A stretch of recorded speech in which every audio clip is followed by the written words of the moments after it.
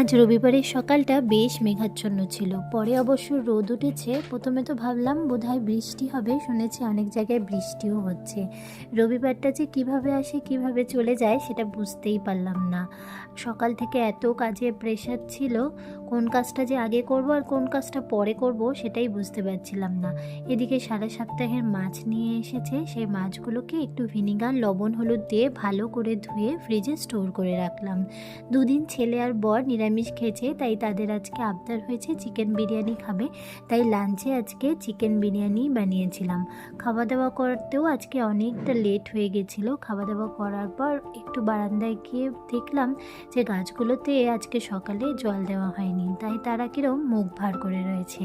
তাই ভাবলাম গাছগুলোতে সুন্দর করে একটু জল নিয়ে নিই। এদিকে জল দিতে দিতে দেখলাম ছোট ছোট বাচ্চাগুলো ওদিকে বিকেলবেলা পুরো চিংড়ি মাছের বাজার বসিয়ে দিয়েছে। এদেরকে দেখতে কিন্তু বেশ লাগে। খাওয়া দাওয়া করার পর না এখন একটু মিষ্টি মুখ করতে ইচ্ছে করছিল, তাই ছেলের থেকে ক্যাডবেরি নিয়ে একটু খেয়ে নিলাম। খাওয়া দাওয়া করে তারপর একটু দুপুরে শুয়েছিলাম। এদিকে কম্বলের ভিতরে পা গরম হওয়ার আগেই সন্ধে হয়ে গেল। সন্ধে দেওয়ার সময় হয়ে গেছে, তাই এখন যাচ্ছি সন্ধে দিতে। বেশ খানিকক্ষণ সন্ধে দিলে মনটাও ঠাকুরের কাছে বসে মনটা অনেক ভালো লাগে। তো চলো ভিডিওটা এই পর্যন্তই থাক। সবাই ভালো থেকো, সুস্থ থেকো। রাধে রাধে।